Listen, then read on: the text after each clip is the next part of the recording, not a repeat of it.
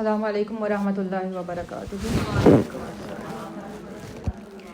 ایک سورہ فاتحہ ہدیہ کیجیے کل آل محمد کو اور بطور خاص سیدہ فاطمہ زہرا سلام اللہ علیہا کی خدمت میں اور ان کے توسل سے تمام مومن و مومنات مرحومین کے اثار ثواب کے لیے۔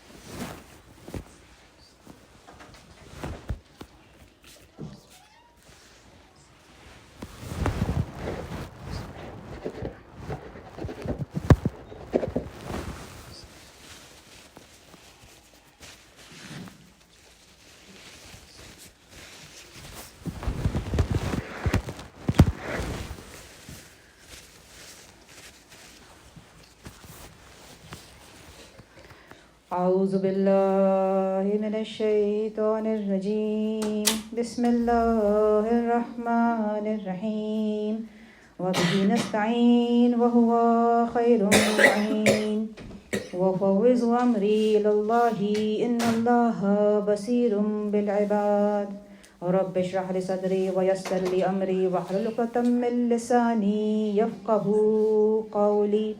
الحمد للہ رب العالمین، الصلاة والسلام على سيدنا ونبينا وحبيب قلوبنا وطبيب نفوسنا وشفيع ذنوبنا مولانا أبي القاسم محمد، اللهم صل على محمد وآل محمد وعجل فرجه، والصلاة والسلام على يعصوب الدين أمير المؤمنين إمام المتقين علي بن أبي طالب، والصلاة والسلام على معدن الرسالة هم فاطمة وأبوها وبعلها وبنوها، اللهم صل على محمد وآل محمد وعجل فرجهم أجمعين، والصلاة والسلام على سيد الشباب أهل الجنة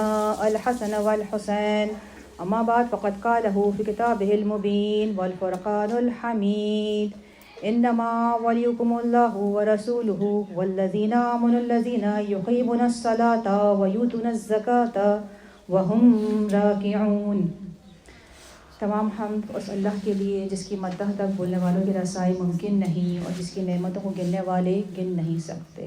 شکر ہے اس پروردگار کا اس الہام پر جو اس نے ہمیں عطا فرمایا ہے، اس پروردگار کا احسان ہے اور ثناء توصیف ہے اس پروردگار کی ان تمام نعمتوں کے لیے جو اس نے ہمیں پیشگی عطا فرما دی، قبل اس سے کہ ہم ان نعمتوں کا تقاضا کرتے، سوال کرتے، بنا سوال کے اس نے ہمیں وہ نعمتیں عطا کر دی۔ یہ کچھ چند سطریں میں نے مولا علی کا جو سب سے پہلا خطبہ ہے اس کی، اور پھر اس کے بعد سے جناب سیدہ سلام اللہ علیہا کا جو خطبہ فدق ہے، جس طرح سے بی بی نے آغاز کیا اس خطبے کو، اس کی چند سطریں میں نے آپ کی نظر سماعت کی۔ اس خدا کا بہت احسان ہے، اس کا کرم ہے کہ پھر دوبارہ سے اس نے ہمیں توفیق عطا فرمائی کہ سیدہ کے اس فرش پر ہمیں لا کر بیٹھا دیا، یہ عظیم نعمت ہے۔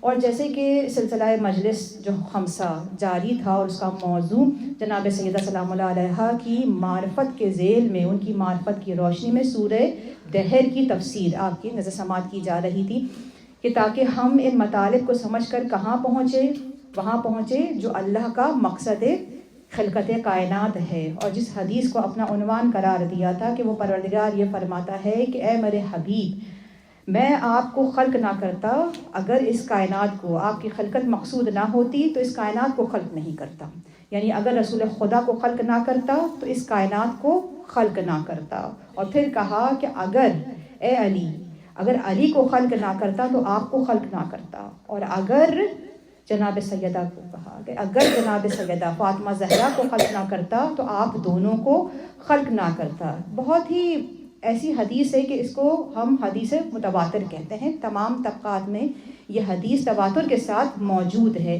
یہ حدیث مقام اور مرتبے کو نہیں بیان کر رہی ہے، حقیقت میں یہ سببیت کو بیان کر رہی ہے۔ آپ کی خدمت میں پیش کیا تھا، آپ تمام ان مطالب کو سن چکے ہیں، لیکن وہ لوگ جو پہلی دفعہ یعنی اس مجلس سے منسلک ہوئے، اس سلسلے سے منسلک ہوئے، ان کی خدمت میں پیش کر دوں کہ یہاں پہ اگر آپ غور کریں تو وہ پروردگار سب سے پہلے اپنے حبیب سے کہہ رہا ہے، رسول اللہ سے کہہ رہا ہے کہ اے میرے حبیب، آپ کی خلقت اگر مقصود نہ ہوتی تو اس کائنات کو خلق نہیں کرتا.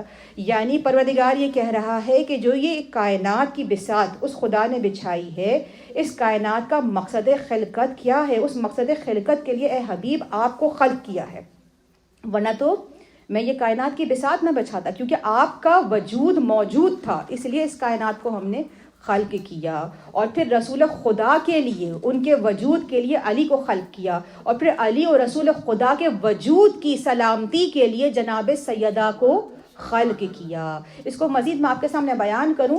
دیکھیے پروردگار کہہ رہا ہے کہ یہ کائنات نہیں خلق کرتا، یہ خدا کا نظام ہے کہ خدا جب کسی کو خلق کرتا ہے تو اس کی خلقت کے لیے اس کی علت کو، اس کی سببیت کو پہلے خلق کرتا ہے. اور مثال واضح کر دیتی ہوں، آسان سی مثال، ہم تمام خواتین ہیں، ہم فوراً پہنچ جائیں گے نتائج تک کہ ہم تمام جو خواتین جن کی گودیوں میں بچے بھی ہیں اور اس پورے مرحلے سے گزر چکی ہیں، یعنی پیدائش بچے کی جس طرح سے ہوتی ہے، وہ پروردگار جب اس دنیا میں کسی انسان کو لے کر آتا ہے تو اس کے اس دنیا میں آنے سے پہلے ہی انتظام کرتا ہے اس کی غذا کا.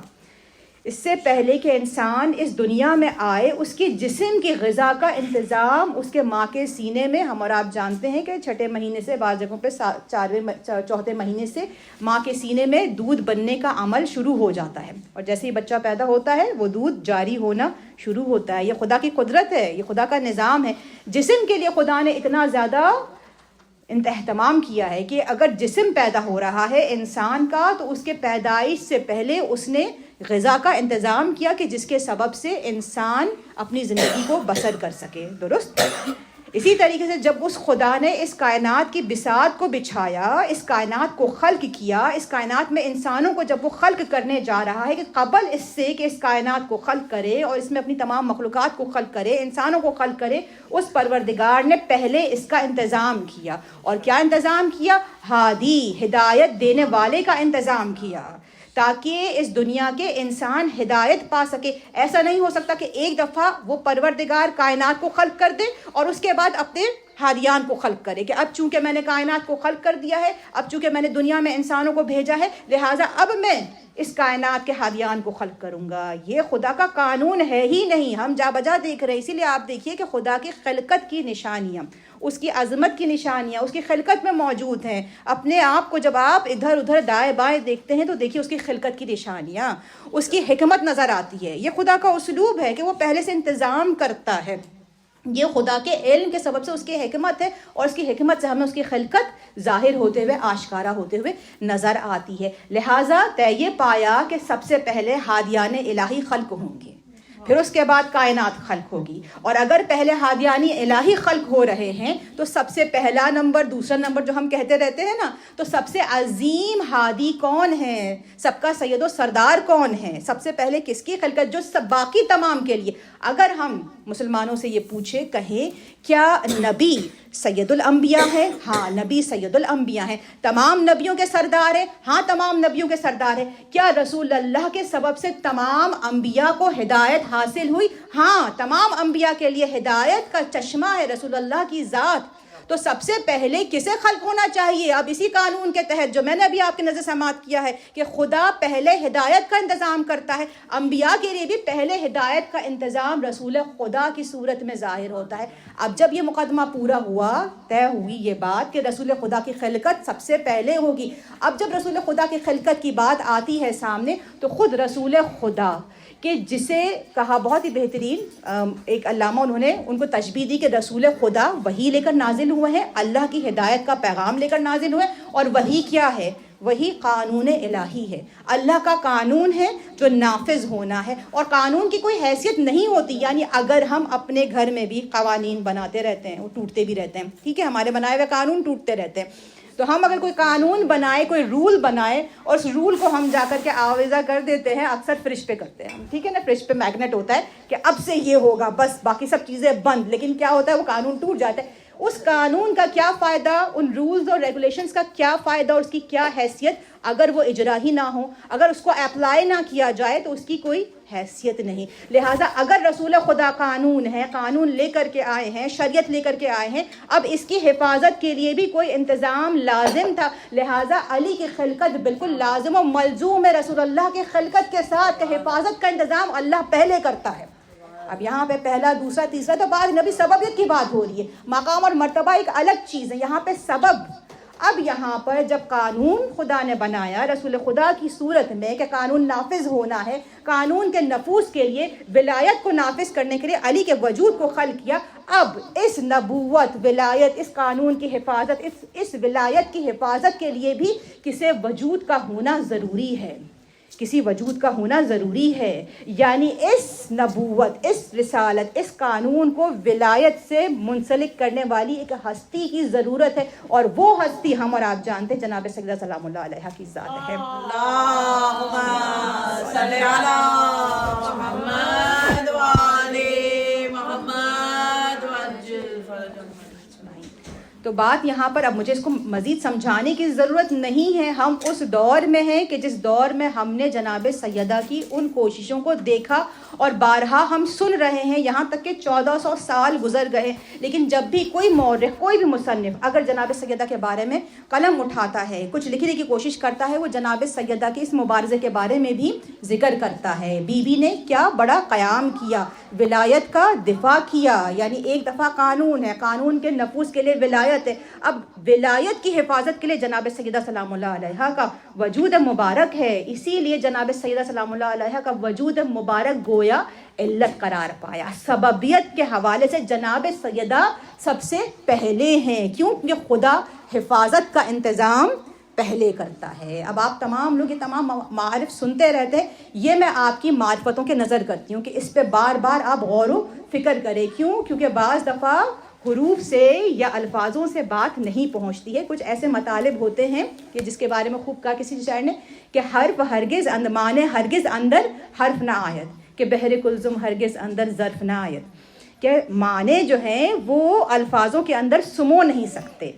جیسے کہ بحر کلثوم ایک ظرف کے اندر نہیں آ سکتا, ایک سمندر کو ہم ایک ظرف میں نہیں سمو سکتے. اب یہاں پہ سیدہ کی عظمتوں کو سلام ہے, بی بی کی کیا عظمت ہے, کیا جلالت ہے. ہم یہ تمام چیزیں, ہم ان کی پرسنالٹی کو پریس کرتے ہیں اور ہم ان کے فضائل سن کے بہت خوش بھی ہو جاتے ہیں. لیکن یہاں پہ ایک دفعہ توجہ کریں کہ سیدہ نے اپنی ذمہ داری کو بہت احسن طریقے سے انجام دیا, لیکن ہماری اور آپ کی کیا ذمہ داری بنتی ہے؟ سیدہ کی کنیزیں ہوتے ہوئے, کنیزان سیدہ ہوتے ہوئے ہماری اور آپ کی کیا ذمہ داری بنتی ہے, ہماری کیا رسپانسبلٹی بنتی ہے؟ ہم نے سنا کہ اللہ نے کائنات کو جو خلق کیا ہے, کائنات کو خلق کیا, پہلے سے قانون ہدایت کو خلق کیا. تو قانون ہدایت کو کیوں خلق کیا؟ تاکہ ہم اور آپ ہدایت پا جائیں. لہٰذا مقصد خلقت کائنات ہدایت انسانی قرار پایا.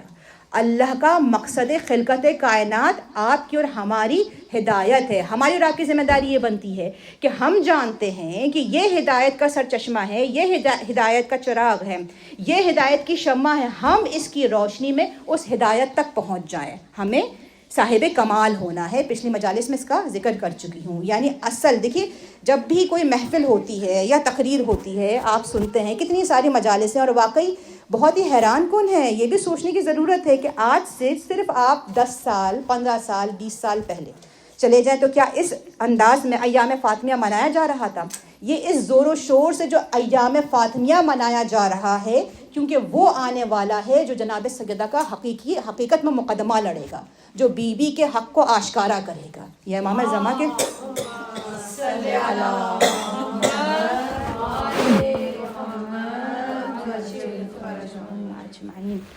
تو جو بی بی کے حق کو آشکارا کرے گا, جس کا ظہور ہونے والا ہے, یہ تمام اس کا مقدمہ ہے. جناب سیدہ کی ذات جس طریقے سے ایک گھر سے دوسرے گھر سے ہم ذکر کریں, جیسے آقا حسین کا ذکر ہوا اور یہ ذکر عالمی ہو گیا, یہ ذکر سرمدی ہو گیا, تمام عالم جانتا ہے کہ حسین کون ہے. اسی طریقے سے تمام عالم جان جائے گا کہ سیدہ کی ذات کیا ذات ہے. بی بی کو پہچان جائے گا امام کا ظہور قریب ہے. بی بی نے اس طریقے سے اس احسن انداز میں اپنی ذمہ داری کو انجام دیا کہ اس کا اثر آج ہم دیکھ رہے ہیں. اور کتنی زیادہ مجالسیں ہوتی ہیں, ہم مجالسوں میں جاتے ہیں, سنتے ہیں, جب ہم سن رہے ہوتے ہیں تو دیکھیے آپ سب کے پاس ہوتے ہیں فونز ہوتے ہیں، اس میں بجائے کسی اور کو میسج کرنے کے یا کوئی بھی اور ایکٹیویٹی کرنے کے، کیونکہ کاغذ قلم کا تو دور اب تقریباً جا رہا ہے، فون سب کے پاس ہوتا ہے، اپنا ایڈیٹر جو بھی آپ جس میں نوٹ پیڈ ہے اس کو نکالیں، پوائنٹس کو نوٹ کریں. ان پوائنٹس کو نوٹ کرنے کے بعد آپ دیکھیں کہ اس کا کنکلوژن یا اس کا سمری اس مجلس کا پیغام کیا ہے، اس سے ہمیں حاصل کیا ہوا، اس کا سینٹر پوائنٹ کیا ہے. سینٹر پوائنٹ حتماً وہ ہونا چاہیے جو ہمارے لیے قابل استفادہ ہو، جس سے ہمیں فائدہ ہو. تو لہٰذا ضروری ہے کہ آپ اس کو نوٹ کریں اور آخر میں دیکھیں کہ مجلس میں جو اس کا حاصل ہے، جو اس کا موضوع کہلائے گا وہ کیا ہے. اسی طریقے سے جو خمسہ مجلس کا سلسلہ ہوا تھا اس میں بہت کچھ فضائل بیان ہوئے. سورہ دہر کی تفسیر بھی انشاءاللہ اس کی بھی چند میں آج اس کو مکمل کروں گی، یعنی جتنا پوری سورہ دہر مکمل نہیں کروں گی لیکن یہ جتنا حق بنتا ہے اس کو میں مزید بیان کروں گی. لیکن اصل کیا چیز تھی، سورہ دہر کیوں منتخب کیا اس خمسے کے لیے؟ اس لیے منتخب کیا کیونکہ سورہ دہر کا ایک اور نام ہے سورہ انسان. وہی ہدایت کی بات ہے کہ ہم احادیثیں سن کر کے بہت خوش ہوتے ہیں اہل بیت کے فضائل میں جب بیان کی جاتی ہے، لیکن اس میں ہم اپنا نقطہ بھول جاتے ہیں کہ ہماری اس حدیث کے تحت کیا ذمہ داری بنتی ہے. لہٰذا اس حدیث کے تحت ہماری ذمہ داری یہ بنتی ہے کہ ہم اس انسانیت کے کمال درجے پر پہنچ جائیں، صاحب کمال ہو جائیں، انہی ہستیوں کی روشنی میں، انہی کی ہدایت کی روشنی میں کہ جناب سیدہ نور ہدایت ہے، ایک ایسا نور ہے کہ جو آئمہ علیہ السلام کے لیے بھی حجت قرار پائی ہے. بی بی کی ذات مبارک ہے کہ امام حسن عسکری کہتے ہیں کہ ہم 11 اماموں میں کون شامل ہے؟ امام زمان بھی شامل ہیں جو بی بی کو کہہ رہے کہ میرے لیے جناب سیدہ کی ذات حجت ہے. سبحان اللہ، سیدہ کی ذات کیسی ذات ہے، کتنی عظمتوں والی ذات ہے بی بی کی. اور پھر یہ سورہ دہر کے جس کا محور جناب سیدہ ہے، جو قصہ کی 5 لوگوں میں جس کا جو محور ہے، اگر قصہ میں 5 لوگ ہیں اور اگر اس کا محور جناب سیدہ ہے تو اس سورہ دہر کا بھی محور جناب سیدہ ہے. کس طریقے سے ایثار اور قربانی کا درس دے رہی ہیں. اسی سورہ دہر کی ہم پہنچے تھے 11ویں آیت تک، ان کو بیان کیا تھا. میں آپ کو کچھ چند سطریں اس کی تلاوت کرتی ہوں. درود بھیجے محمد والے محمد پر. اللہم صلی علی محمد وعلی محمد وعجل فرجهم. کہ اس سورہ کا 7ویں آیت میں پروردگار ارشاد فرماتا ہے عینا یشربو بہا عباد اللہ یفجرونہا تفجیرا، کہ وہ پروردگار یہ کہہ رہا ہے اس سورے میں تمام جتنے بھی، یہ دیکھیے سورہ قصیدہ ہے اہل بیت کا، اہل بیت نے جو ایک ایثار کا نمونہ پیش کیا اس کے بعد یہ آیتیں نازل ہوئیں. وہ پروردگار کہہ رہا ہے کہ عینا یشربو بہا عباد اللہ یفجرونہا تفجیرا، کہ اس جاری ہونے والے چشمے سے اللہ کے بندے، عباد اللہ کے بندے سیراب ہوتے ہیں. اور یہ خدا کے کس گھر سے جاری ہوتا ہے؟ کہا کہ یہ اللہ کے بندوں کے گھر سے جاری ہوتا ہے. اللہ کے بندے اس سے پیتے ہیں اور جاری یفجرونہا تفجیرا، کہ یہ جاری ہو رہا ہے. اس کے بارے میں دیکھیے میں کیونکہ ورڈ ٹو ورڈ اگر ٹرانسلیشن کیا جائے تو یہ ٹرانسلیشن کا حق بھی ادا نہیں ہو پاتا ہے، اس لیے جتنی بھی ٹرانسلیشنز ہیں وہ سمجھ لیں کہ وہ ٹرو ٹرانسلیشنز نہیں ہیں، وہ ایک طرح سے سمری ہے، اس کا ایک خلاصہ پیش کیا جا رہا ہے. اب یہاں پہ اگر ورڈ ٹو ورڈ ٹرانسلیشن کروں گی تو مطالب پہنچیں گے بھی نہیں. یعنی خدا کے بندے اس سے پی بھی رہے ہیں، لیکن اس حدیث کے ذیل میں بیان ہوا ہے کہ یہ جو چشمہ ہے یہ رسول خدا کے گھر سے، بیت نبوت سے، وحی کے گھر سے جاری ہو رہا ہے. اس چشمے کے بارے میں کہا جس سے انبیاء تک سیراب ہو رہے ہیں. اب یہاں پہ یفجرونہا تفجیرا یہ جو کہا گیا ہے اس آیت میں، یہ فعل مضارع ہے. عربی میں یا تو ماضی ہوتا ہے یا مضارع ہوتا ہے، پاسٹ ہوتا ہے یا پریزنٹ، اور پریزنٹ کے ساتھ فیوچر بالکل ایک ساتھ ہوتا ہے. یفجرونہا تفجیرا سے مراد یعنی اس وقت بھی یہ چشمہ جاری ہے اور آگے بھی جاری رہے گا.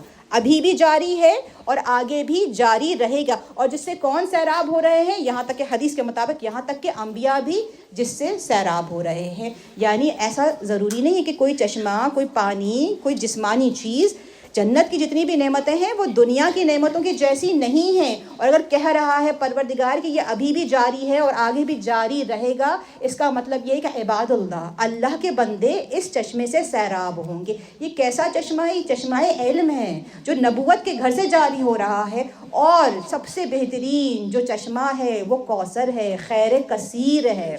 یعنی بلا شبہ اگر نبوت کے گھر سے، جیسا کہ حدیث میں بیان ہوا ہے، تفسیر نور الثقلین میں بھی یہ حدیث بیان ہوئی ہے، تفسیر نمونہ میں بھی یہ حدیث بیان ہوئی ہے، کتنی ساری تفاسیر میں مورخین نے اس کو بیان کیا ہے کہ اگر نبوت کے گھر سے چشمہ جاری ہو رہا ہے تو بلا شبہ وہ کوثر ہے جو خیر کثیر ہے، جو ہمیشہ جاری رہنے والا ہے۔ کوثر بھی تو کہا نا کہ جو ہمیشہ جاری رہنے والا ہے، خیر کثیر ہے جس سے ہمیشہ خیر جاری ہوتا رہے گا۔ بس اللہ کے بندے اس سے سیراب ہوں گے، اور آگے بھی سیراب ہوتے رہے، پہلے بھی سیراب ہوتے رہے، لیکن کیسا چشمہ ہے؟ جب سیراب ہوں گے تو صاحب علم ہو جائیں گے، فہم و فراست ہو جائیں گے، صاحب معرفت ہو جائیں گے، حکمت آ جائے گی۔ یہ حکمت کا سر چشمہ ہے۔ اور ایک اور حدیث آپ کی نظر سماعت کروں کہ حکمت کیا شے ہے اور کس طرح سے حاصل ہوتی ہے۔ حدیث میں بیان ہوا ہے کہ اگر کوئی شخص اپنے قلب کو 40 دن تک اللہ کے لیے خالص کر لے تو خدا اس کے دل پر حکمت کے چشمے کو جاری کرتا ہے۔ یعنی 40 دن خلوص نیت سے، قربت اللہ، خالص دل سے اپنے ہر عمل کو انجام دے۔ 40 دن میں یہ کام کرنا، ایک دن میں بھی اگر آپ سوچیں یہ محال ہوتا ہے۔ ہم بہت سارے کام کرتے ہیں لیکن کیا ہر عمل کے پیچھے قربت الہی ہوتا ہے، قربت اللہ ہوتا ہے؟ یہ وہ لوگ ہیں جو صاحب ابرار ہیں، ان کے پیچھے ہمیں چلنا ہے۔ دیکھیے اگر ہم کسی کا پیچھا کرتے ہیں، فالو کرتے ہیں، جیسے بعض دفعہ کسی کو کسی راہ تک پہنچنا ہوتا ہے، کسی ڈیسٹینیشن تک پہنچنا ہوتا ہے، تو ہم کیا کہتے ہیں؟ تم میری کار کو فالو کرتے ہوئے آ جاؤ۔ جب ہم اس کی گاڑی کو فالو کرتے ہوئے آتے ہیں، کیا ہم اسی سیم ڈیسٹینیشن پہ نہیں آ جاتے ہیں؟ ہم اسی سیم ڈیسٹینیشن پر آ جاتے ہیں۔ تو کس طرح سے یہ ہستیاں اس ڈیسٹینیشن تک پہنچی ہیں؟ وَيُطْعِمُونَ الطَّعَامَ عَلَىٰ حُبِّهِ مِسْكِينًا وَيَتِيمًا وَأَسِيرًا، اس انداز سے انفاق کیا اللہ کی راہ میں۔ انما نطعمکم لوجہ اللہ لا نرید منکم جزاء ولا شکورا۔ یہ کتنا خوبصورت ہے کہ یعنی خدا کی راہ میں تم انفاق کرو، تم خدا کی راہ میں کیا کرو؟ کیا ہم اللہ کو کھلا پلا سکتے ہیں؟ یہ ہم جو صدقہ دیتے ہیں خدا کی راہ میں، کیا ہم خدا کو کھلا رہے ہیں؟ کیا ہم خدا کو دے رہے ہیں؟ خدا کو ہم کیا نفع و نقصان پہنچا سکتے ہیں؟ کیا کھلا سکتے ہیں اور کیا پلا سکتے ہیں؟ وہ خدا چاہتا ہے کہ میرے بندوں پہ کرم کرو، میرے بندوں کی مدد کرو۔ کوئی بھوکا ہے اس کا پیٹ بھر دو، کوئی ضرورت مند ہے اس کی ضرورت کو پورا کر دو، تو پھر وہ خدا کیا کرے گا؟ فوقاہم اللہ، یعنی وہ پروردگار پہ تمہیں آزاد کر دے گا۔ فوقاہم اللہ شر ذالک الیوم، کہ اس دن کے شر سے جو عبوس ہے، جو غم تریر ہے۔ اس پوری میں تمام آیات کو نہیں پڑھ رہی ہوں، آپ پڑھیں، کیونکہ ممبر سے اتنے سے وقت میں سب کچھ بیان ہونا مشکل ہوتا ہے۔ میری عادت نہیں کہ میں بار بار دیکھ کر کے پڑھوں، میرا طریقہ ایسا ہے کہ میں سامنے جب گفتگو ہو رہا ہے، آپ لوگ مجھے دیکھ رہے ہیں تو مجھے بھی چاہیے کہ میں آپ کو مستقل دیکھوں۔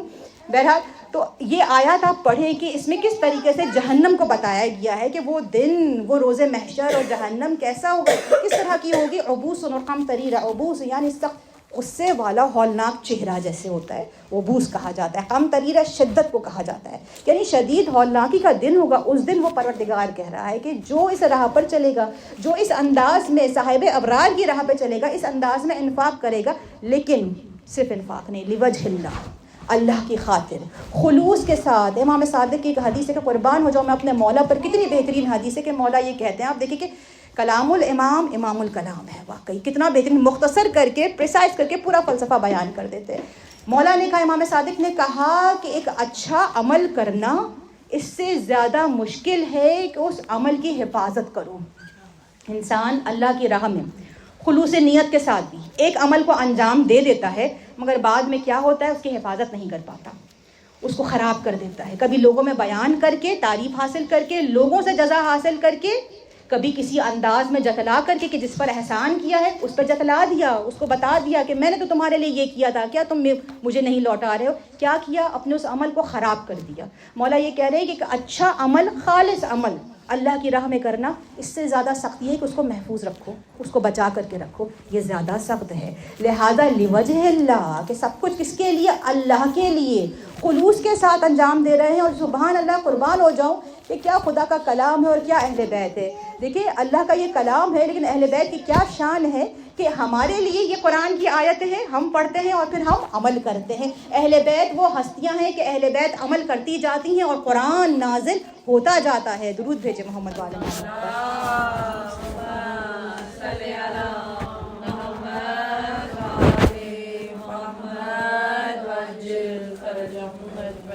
تو عزیزان من، اللہ کے لیے، لیکن جب ہم اللہ کی راہ میں خالص جب کرتے ہیں نا تو یہ نہیں ہے کہ ہمیں آخرت میں اس کی جزا صرف ملے گی. ہمیں سب سے پہلے اس دنیا میں کیا جزا ملتی ہے؟ وہ پروردگار اس قرآن اس آیت میں یہ کہہ رہا ہے کہ جب تم انما نطعمکم لوجہ اللہ لا نرید منکم جزاء ولا شکورا، یعنی اہل بیت کی اس ادا کو سمجھا رہا ہے کہ خود اہل بیت کا قصیدہ بیان کر رہا ہے کہ یقیناً ہم اللہ کی راہ میں صرف خدا کی خاطر کھلا رہے ہیں. لا نرید منکم جزاء ولا شکورا، کہ ہم کسی سے جزا نہیں چاہتے نہ کسی کا شکریہ چاہتے ہیں. کتنا بہترین انداز میں اس کو ہم کہتے ہیں ایک بہت ہی پازیٹیو ایٹیٹیوڈ، کہتے ہیں اس کے پاس ایک ایٹیٹیوڈ ہے. بے نیازی مومن کا خاصہ ہے، مولا کی حدیث ہے، بے نیازی اور عزت گردش کرتی ہے یہاں تک کہ مقام توکل کو اپنا مسکن قرار دیتی ہے. پھر بیان اردو میں بیان کیا، کوئی اور زبان نہیں، اردو ہے. بے نیازی اور عزت گردش میں ہے. انسان کی عزت بہت عزیز ہونی چاہیے، اسی سے انسان عزیز ہوتا ہے. انسان کی عزت اور بے نیازی کیا چیز ہے؟ بے نیازی جیسے کہ خدا بے نیاز، کسی کی ضرورت نہیں ہے، مجھے تمہاری ضرورت نہیں ہے، انڈیپینڈنٹ ہونا. بے نیازی اور عزت، مولا نے کہا نہج البلاغہ میں، بے نیازی اور عزت گردش میں ہے یہاں تک کہ مقام توکل کو اپنا مسکن قرار دیتی، وہاں ٹھہر جاتی ہے. جہاں پر انسان اللہ پر توکل کرتا ہے، جزا اور شکر صرف خدا سے چاہتا ہے، وہاں پہ اسے اس دنیا میں جو جزا ملتی ہے وہ عزت اور بے نیازی ملتی ہے. وہ کسی کے در پہ نہیں جاتا کہ تم مجھے دو، کسی کی طرف اس کی نگاہیں نہیں اٹھتی ہیں کہ اس کا شکریہ تم مجھے ادا کرو. اسی کی وجہ سے کئی سارے ہمارے جھگڑے بھی ہو جاتے ہیں نا، فساد بھی اسی وجہ سے ہوتے ہیں کہ اس نے مجھے ریٹرن میں نہیں دیا، اس نے میرا شکریہ ادا نہیں کیا، اس نے اس طرح سے مجھے رسپانس نہیں دیا. ایک عمل کو جب ہم کر رہے ہیں تو خالص اللہ کے لیے اس انداز میں کریں کہ آپ دنیا میں بھی عزت دار بن جائے اور بے نیاز ہو جائے. صرف خدا پر توکل کرے، اپنے امور کو خدا کے حوالے کرے. آگے خدا کہہ رہا ہے آگے کی آیت میں، اور جو آیت نمبر 11، فوقاہم اللہ شر ذلک اليوم، اور کہا کہ اس دن کے شر سے وہ پروردگار بچائے گا. ولقاہم نظرۃ وسرورا، اور اس دن اس طرح سے یہ لوگ اللہ سے ملاقات کریں گے کہ گویا شادمان ہوں گے. نظرۃ وسرورا، کہ شادمان ہوں گے، دلوں میں سرور ہوگا، اس انداز سے خدا سے ملاقات کریں گے. اس دن کی ہولناکی سے وہ خدا اس عمل کی وجہ سے، کس عمل کی وجہ سے؟ قربت للہ، خلوص کے ساتھ اللہ کی بندوں کی مدد کرے. یہ میں آپ کو سورہ انسان، جو سورہ اہل بیت ہے، اہل بیت کا سورہ، اس کی میں آپ کے سامنے یہ پورا آپ کو میں کنکلوڈ کر کے بتا رہی ہوں ایک چھوٹے سے کوزے میں کر کے کہ اس طرح سے بیان کچھ پوائنٹس. کیا کرنا ہے؟ انسانوں کی مدد کرنی ہے، انسانوں کی مسائل کو دور کرنا ہے، ان کی مصیبتوں کو دور کرنا ہے. بھوکے کو کھانا کھلا دو، ان کی پریشانیوں کو دور کر دو. صرف اس سبب سے جو قربت اللہ انجام دیا ہے. قرآن کہہ رہا ہے، حدیث تو نہیں کہہ رہی میں، قرآن کہہ رہی ہوں. وہ خدا کہہ رہا ہے کہ پھر تمہیں آزاد کر دوں گا، اس دن کی ہولناکی سے آزاد کر دوں گا. اور پھر تمہاری جزا کیا ہوگی؟ تمہاری وجزا بما صبروا جنتوں و حریرا، کہ اس پہ جزا یہ ہوگی کہ تمہارا جنت میں بہترین لباس ہوگا. متقین علی الارائک، کہ جہاں پر تم گاؤ تکیے لگا کر کے بیٹھے ہوگے، بہت آرام سے بچوں کی زبان میں انجوائے کر رہے ہوگے، دل بھی خوش ہوگا. بعض دفعہ اس دنیا میں ہم بہت اچھا سا گھر، لگژریس سا گھر، ہم we want to fetch every luxury for our life. ہم بہترین صوفہ، بہترین بستر، اچھا آرام دہ سب کچھ، لیکن پھر بھی دل خوش نہیں ہوتا نا. یہ دنیا ایسے ہی ہے، دار الحزن کہا گیا ہے دنیا کو. آپ جتنا بھی یہاں پر انتظام کر لیں، آپ کا دل سکون میں پورے طور سے، مکمل طور سے نہیں آ پاتا ہے. انسان پھر بھی سکون کی تلاش میں ہوتا ہے، لیکن وہاں کی نعمتیں کیسی ہوں گی اور وہاں کا آرام کیسا ہوگا، وہاں کا تخت و تاج کیسا ہوگا کہ جب ہم بیٹھیں گے تو دل میں سرور کی کیفیت ہوگی، دل میں اطمینان ہوگا، دل میں خوشی ہوگی. یہ وہاں کی کیفیت ہوگی. اور پھر مزید کتنی ہی ساری جنت کی نعمتوں کا تذکرہ کر رہا ہے وہ پروردگار کہ کس انداز میں تمہارے لیے کھانے لے کر کے پیش کیے جائیں گے، چاندی کے برتنوں میں پیش کیے جائیں گے، اور پھر شراب طہور پیش کی جائے گی. اور اس میں 2 الفاظ ہیں، ایسی شراب کہ جس میں زنجبیل کا جس میں ذائقہ ہوگا. ادرک کو زنجبیل کہتے ہیں. جنت کا تو ہمیں نہیں پتا جنت کی زنجبیل کیسی ہوگی، کہ جس میں ادرک کا ذائقہ ہوگا. اور کہاں سے جاری ہوگا؟ سلسبیل سے جاری ہوگا. یہ سلسبیل کیا ہے؟ سلسبیل بھی ایک چشمہ ہے، لیکن کیسا چشمہ ہے؟ کہا، حدیث میں لکھا ہے نور الثقلین، تفسیر نور الثقلین میں، کہ اللہ نے کوثر رسول خدا کو عطا کی اور سلسبیل مولا علی کو عطا کیا. ہم اور آپ جانتے ہیں کہ کوثر کی مجسم تصویر جناب سیدہ ہے، کہ دنیا بہت چھوٹی ہے اور اس دنیا کا علم بھی بہت کم ہے. خدا نے ہمیں دیا بھی کم اور ہم حاصل بھی کم ہی کرتے ہیں. ہمیں کیا پتا کہ آگے کیا کیا نعمتیں ہیں، کیا کیا حکمتیں ہیں، کیا کیا معرفت ہے. ہم تو جانتے بھی نہیں کہ یہ سلسبیل کیا ہے. یہ کیا چیز ہے؟ کوثر تو پھر بھی ہمیں پتہ لگا کچھ، لیکن سلسبیل نہیں پتہ، مولا علی کو اللہ نے دیا ہے. اس سلسبیل سے جنتی پئیں گے، شراب طہور پئیں گے. اب یہاں پہ تھوڑا سا بہت اچھی اچھی باتیں ہوئی. جب اس حدیث کو میں نے پڑھا تو اس وقت میں حیران رہ گئی کہ واقعی انسان واقعی بہت ہی حیران کن اللہ کی خلقت میں سے ہے. جب اس شراب طہور کو پئیں گے، اس سلسبیل سے جو مولا علی کو عطا کی شراب طہور جس میں زنجبیل کا ذائقہ ہوگا، تو حدیث میں لکھا ہے کہ رسول خدا نے فرمایا کہ انہیں یہ شراب طہور، طہارت والی شراب اس لیے پلائی جائے گی تاکہ انسان کے دل سے جتنی بھی رذیلیتیں ہیں، جس میں ہائی لائٹ کیا حسد کو، تکبر کو، یہ رذیلیت انسان کے اندر سے جو وائرس کی طرح ہے وہ نکل جائے. میں بہت حیران ہوئی اس وقت، یعنی یہ تو بہشت میں داخل ہونے والے لوگ ہیں نا، کہ ان کو یہ شراب پیش کی جائے گی، شراب طہور بہشت میں داخل ہونے والوں کو پیش کی جائے گی. یعنی ایک انسان جو اس دنیا کے مصائب سے گزر چکا، اپنی موت سے گزر چکا، موت کے مرحلے سے گزر چکا، برزخ سے گزر چکا، میدان محشر سے گزر چکا، میزان قائم ہے، پولیس راز سے پتہ نہیں کن کن مرحلوں سے گزر چکا، اور یہ کون ہے؟ گنہگار نہیں ہیں، یہ جنتی لوگ ہیں جو اتنے مراحل سے گزر رہے ہیں. جنتی لوگ اتنے مراحل سے گزر رہے ہیں، اور آخر میں جب بہشت میں داخل ہو رہے ہیں پھر بھی ان کو شراب طہور پلائی جا رہی تاکہ تمہارے اندر سے جتنے بھی وائرس رذیلیت ہیں وہ تمام ختم ہو جائے. اس میں ہائی لائٹ کیا جا رہا ہے حسد اور تکبر کو. اللہ، یعنی یہ کیسی چیزیں ہیں اور کتنا سخت ہے کہ سب سے بڑا امتحان انسان کا ہے ہی ہے. اسی لیے تو اس کو جہاد اکبر کہا گیا ہے. جہاد اصغر اپنی جان کو قربان کر دینا اللہ کی راہ میں، لیکن جہاد اکبر یہی ہے کہ اپنے نفس سے جنگ کرنا، جنت تک بھی پہنچ کے وہاں تک بھی اسٹیپ ان کر کے اللہ اس کی ضرورت کو محسوس کرتا ہے کہ انہیں شراب طہور پلاؤ تاکہ اگر کوئی وائرس رہ چکا ہے وہ وائرس بھی ختم ہو جائے. لہٰذا اپنے آپ کو با طہارت بنا رہا ہے. با کمال ہونے کے لیے سب سے پہلے طہارت کی ضرورت ہے. سورہ دہر کی آیت نمبر 11 کا عمل آپ اپنے ساتھ لیتے جائیے ورنہ ذہن سے نکل جاتا ہے. یہی ہے فوقاہم اللہ، یہاں سے شروع ہوتا ہے فوقاہم اللہ شر ذالک الیوم ولقاہم نظرۃ وسرورا. یہ آیت ہے، آیت نمبر 11. حاجت روائی کے لیے بہت ہی زیادہ مجرب ہے. آپ پاک صاف کپڑے پہن کے، یعنی نہا دھو کر کے پاک صاف پاکی کی حالت میں ہو، صاف ستھرے کپڑے پہنے، خلوت میں ہو. خلوت کا مطلب یہ ہے کہ تنہائی میں بیٹھیں اور بالکل رجوع قلب کے ساتھ 2 رکعت نماز پڑھیں. یہی حاجت روائی کے لیے. اس کے بعد استغفار 100 دفعہ، میں نے کہا تھا 70 دفعہ استغفار ہے، 70 دفعہ استغفار ہے یہاں تک کہ آنکھوں میں آنسو آ جائیں. اور پھر اسی آیت کو 100 دفعہ تلاوت کرنا ہے، جو کہ انشاءاللہ بہت ہی زیادہ مجرب ہے. اور جس کی جو بھی جیسی بھی حاجت ہے انشاءاللہ اس کی حاجت روائی ہوگی. ایک دفعہ درود بھیجیں محمد والے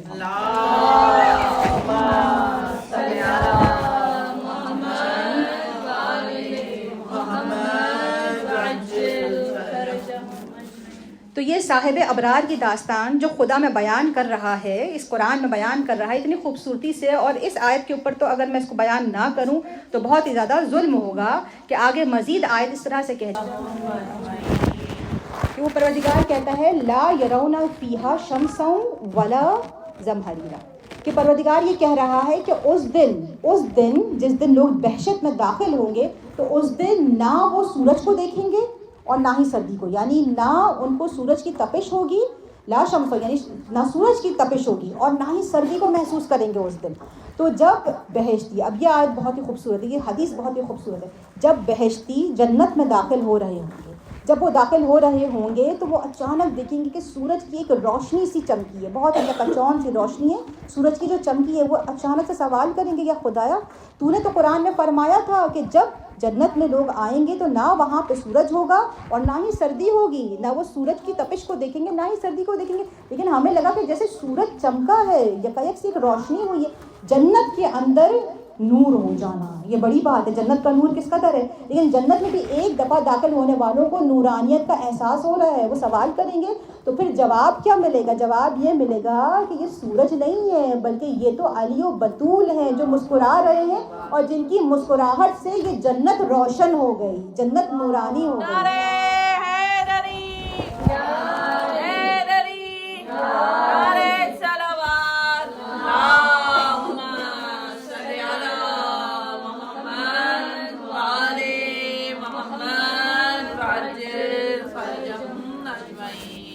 تو وہ پروردگار وہ ہے کہ جس نے ایسی ہستیاں خلق کی ہیں جو ہمیں صاحب کمال بناتی ہیں. یہ وہ ہستیاں ہیں جو انبیاء کے لیے بھی ہدایت کا سرچشمہ ہے, جو انہیں بھی صاحب کمال بناتی ہیں, یہاں تک کہ فرشتوں کو بھی صاحب کمال بنانے والی ہستیاں یہی ذوات مقدسہ ہیں. اور آخر میں بہت ساری نعمتوں کو وہ پروردگار بیان کرتا ہے کہ جنت میں جب جائیں گے تو یہ دیکھیں گے, اور کام کرنے والی حورے اور ولدان مخلدون جو ادھر ادھر پھر رہے ہوں گے. ولدان مخلدون کا مطلب یہ ہے کہ کم سن لڑکوں کے معنی میں, اس کا معنی یہ ہے, لیکن جنت میں کوئی ایسی جینڈرز نہیں ہیں. اب یہاں پر یہ ہے کہ یہ حورے, یہ یعنی میل ہے فیمیل ہے, ایکچوئل میں اس طرح سے جینڈرز نہیں جیسے اس دنیا میں.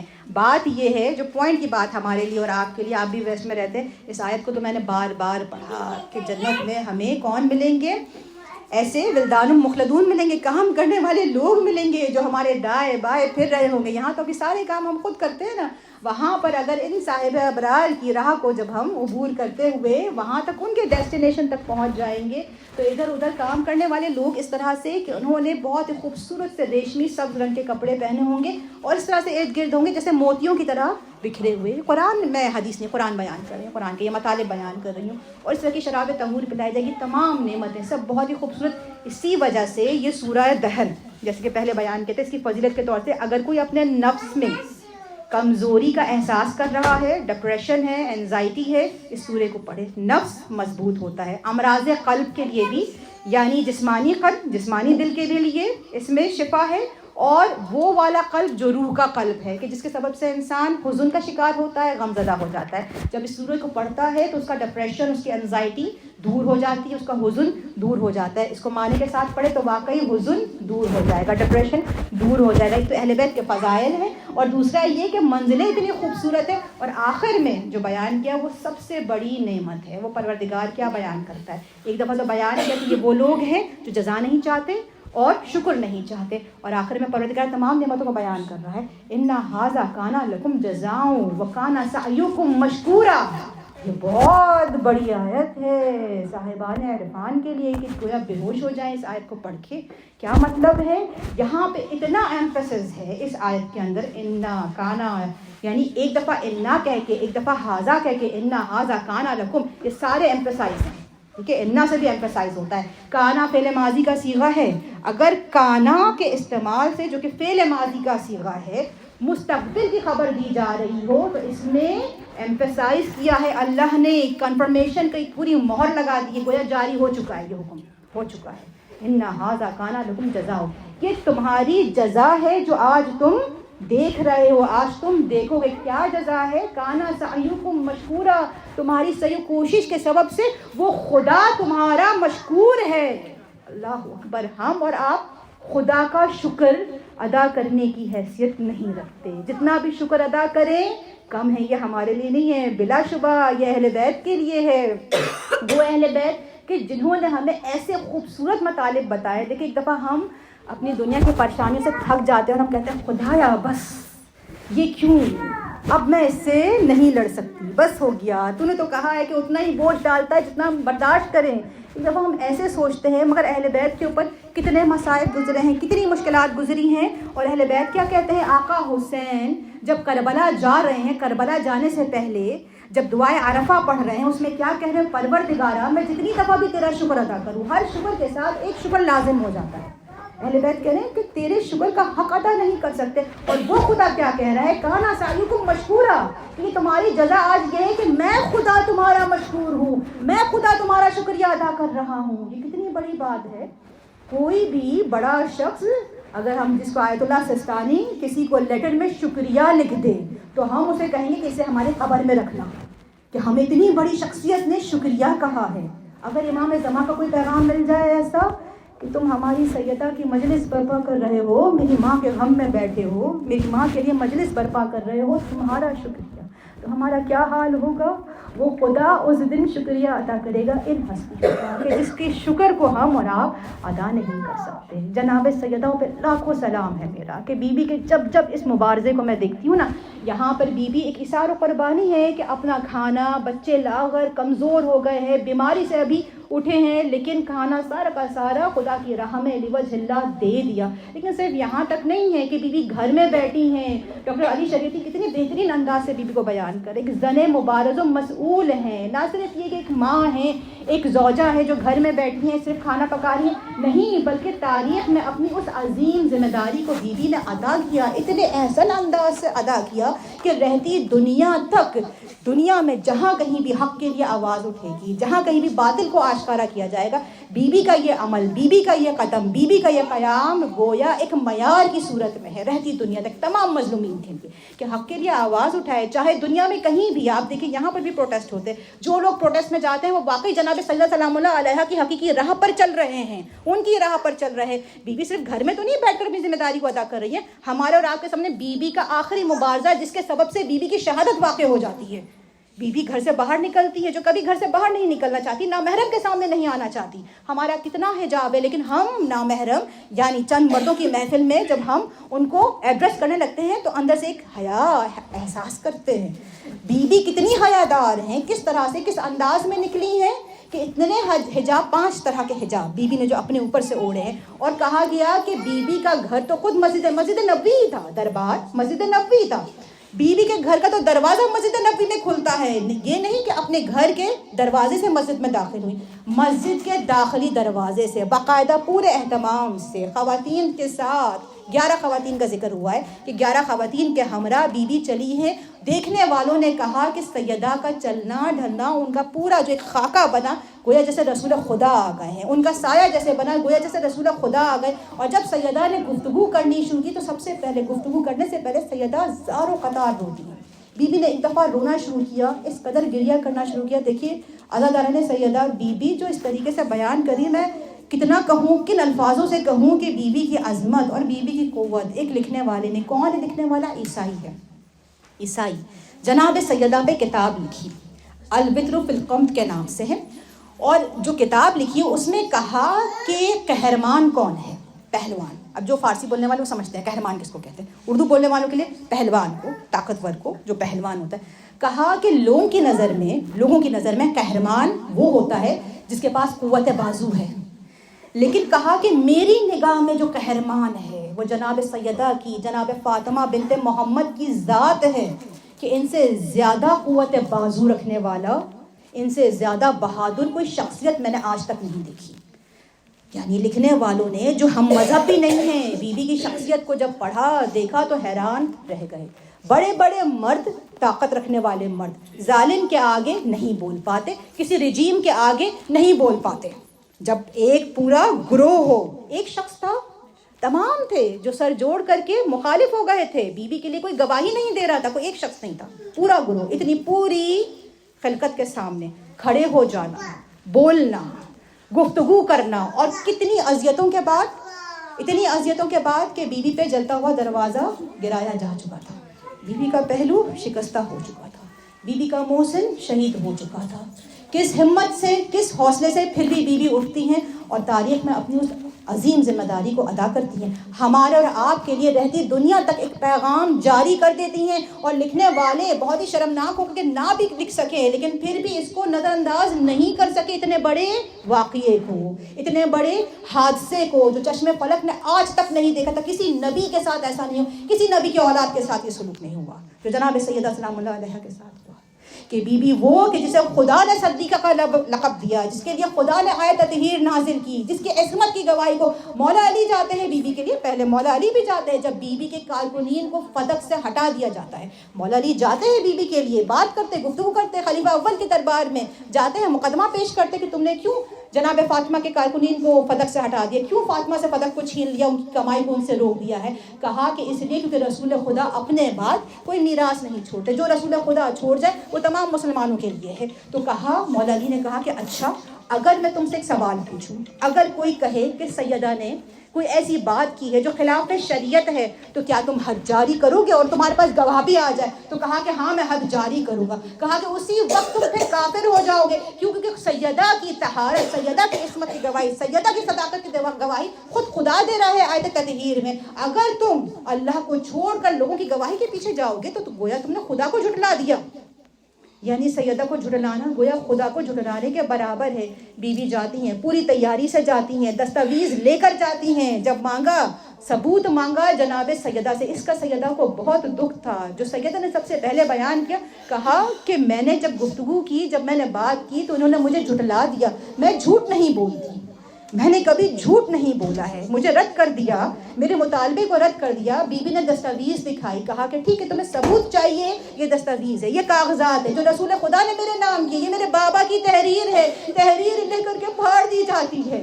یہ بیوی جو اپنے بابا کے سوگ میں ابھی بیٹھی ہے، سیدہ کے آنسو خشک نہیں ہوئے بلکہ زخم اور ہرے ہو گئے ہیں، اور بابا کی تحریر کو پھاڑ دیا جاتا ہے اور رخسار پہ اس انداز سے تماچا لگایا جاتا ہے۔ عظمت الہی کے رخسار پہ تماچا لگایا گیا، عزتران سیدہ، خدا کی عصمت کو پامال کیا گیا۔ مولا امام موسیٰ کاظم آج تک مولا کی حدیث موجود ہے، مولا گریہ کرتے ہیں، ماتم کرتے ہیں، مولا کہتے ہیں کہ حجاب الہی کو پامال کر دیا گیا، ہماری سیدہ کے اوپر اس طرح سے دروازہ گرایا گیا۔ بیوی پہ جب چلتا ہوا دروازہ گر رہا تھا نا، ایک دفعہ بیوی نے فضہ کو آواز دی، فضہ میری خبر دو، میرا محسن شہید ہو گیا ہے۔ اللہ تعالیٰ نے سیدہ، ہم بار بار ان مصائب کو سنتے ہیں، بیوی کی ان مظلومیت کو ہم بار بار سنتے ہیں، لیکن جتنا بھی گریہ کر لے حق ادا نہیں ہو سکتا۔ ہاں ہمارا مولا پردہ غیب میں اپنی ماں فاطمہ کے لیے کس قدر گریہ کنا ہے، آج وہ ہمارے درمیان ہے۔ پرسا دیجیے اپنے وقت کے امام کو، ماں فاطمہ زہرا کا۔ لیکن آج ایک اور ہستی ہے جس کو آپ نے پرسا دینا ہے، ایک اور ہستی ہے، وہ ہے مولا عباس۔ یہی مولا عباس عالم شباب میں ہے، جوان ہے۔ ایک دفعہ مولا علی گھر آتے ہیں، دیکھتے ہیں کہ عباس نہیں، ام البنین سے پوچھتے ہیں کہ اے ام البنین عباس کہاں ہے، گھر پہ نہیں ہے، رات کا اتنی رات ہو گئی ہے، عباس گھر نہیں لوٹے۔ ام البنین نے کہا کہ ہاں آج تو میرا بھی دل گھبرا رہا ہے، عباس گھر نہیں لوٹے، لیکن عباس کہہ کے چلے تھے کہ جنت البقیع کی طرف جا رہا ہوں۔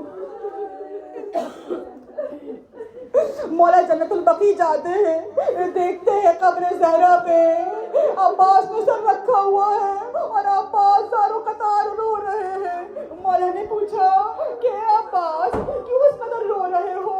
مولا عباس نے رو کر کہا کہ بابا جان، ماں فاطمہ زہرا پہ کتنے مظالم ہوئے، میری ماں کو تماچا مارا گیا، جلتا ہوا دروازہ گرایا گیا، پہلو شکستہ ہوا، میرا بھائی محسن شہید ہوا، آپ کے گلے میں رسی ڈالی گئی، اگر میں عباس ہوتا تو کسی کی یہ ضرورت نہ ہوتی۔ ہائے میرا مولا عباس، عباس کے دل میں کس قدر غم ہے۔ عباس کے غم کو ہم بیان کرتے ہیں، مصائب عباس کو بیان کرتے ہیں کہ جب تیر لگا مشک سکینہ چلی،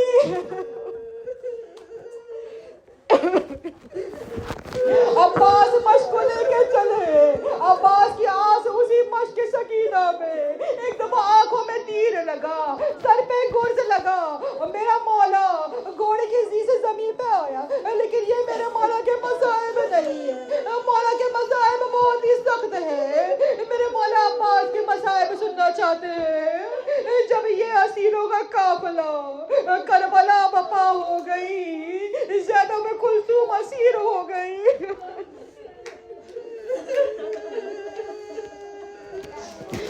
جب اسیر کر کے علی کی بیٹیوں کو لے کر چلے ہیں تو سلاسل سید سجاد کی گردن میں پیروں میں بیڑیاں۔ ایک دفعہ ایک صحابی رسول سے ملاقات ہوئی، زید بن ارقم سے، کہا کہ میں آپ کے بابا کی زیارت کے لیے جا رہا ہوں، آپ کے نانا کی زیارت کے لیے جا رہا ہوں، زیارت رسول خدا کے لیے جا رہا ہوں، میں نے یہ سانحہ دیکھا، اگر کوئی پیغام پہنچانا چاہتے ہیں تو پہنچا دیجئے۔ ایک دفعہ رو کر امام ذوالعابدین نے کہا کہ اب بھی تجھے ضرورت ہے کہ میں بتاؤں کیا پیغام پہنچانا ہے؟ اے زید بن ارقم، اے میرے نانا کے صحابی، ذرا ادھر ادھر گردن گھما کر دیکھ، تجھے ہماری مظلومیت نظر آئے گی۔ اب جو زید بن ارقم نے دیکھا کہ ایک نیزے پہ ایک سراویزہ ہے جو قرآن کی تلاوت کر رہا ہے، کہا یہ سر حسین ہے۔ ایک نیزے پہ قاسم کو دیکھا،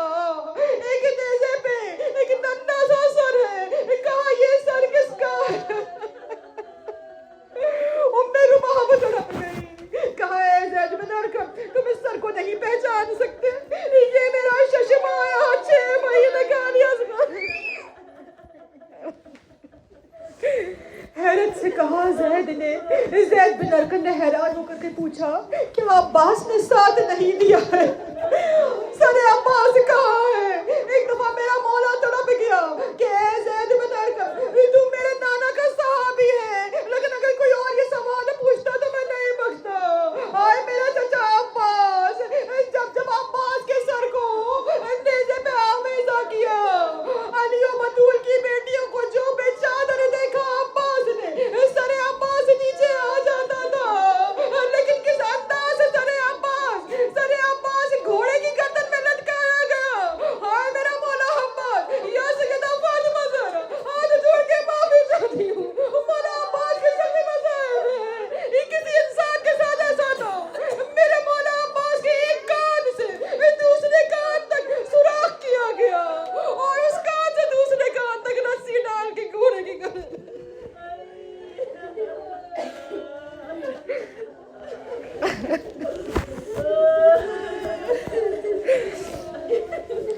وسيعلم الذين ظلموا أيام ينقلبون۔ پروردگار ہمارے اس قلیل سے پرسوں کو قبول فرما، بانیان محفل کی جو بھی جائز حاجات ہیں ان کو مستجاب فرما، حاضرین محفل کی جو بھی جائز حاجات ہیں ان کو مستجاب فرما، جو بیمار ہیں ان کو شفا یابی عنایت فرما، جو بے اولاد ہیں ان کو صاحب اولاد بنا دیں، جس کی جو بھی مشکلات ہیں، مالی مشکلات ہیں یا نفسی یا روحی مشکلات ہیں، پروردگار ان تمام مشکلات کو دور فرما۔ تمام بیماروں کے لیے ہماری کمیونٹی میں بھی ایک بچی ہے جس کی طبیعت خراب ہے، اس کی بھی آپ شفا یابی کے لیے دعا کیجیے، اور ایک بچی زینب ہے پاکستان میں، اس کی بھی شفا یابی کے لیے دعا کیجیے۔ پروردگار ہمیں اور ہماری اولادوں کو امام زمان کے بہترین ایوان و انصار میں شمار فرما، اس امت کے ہم و غم کو امام زمان کے ظہور کے ذریعے سے دور فرما۔ اللهم اكشف هذه الغمة عن هذه الأمة بحضوره وعجل لنا ظهوره، إنهم يرونه بعيدا ونراه قريبا برحمتك يا أرحم الراحمين، وصلى الله على محمد وآله الطيبين الطاهرين۔ حسین حسین حسین حسین حسین حسین حسین حسین حسین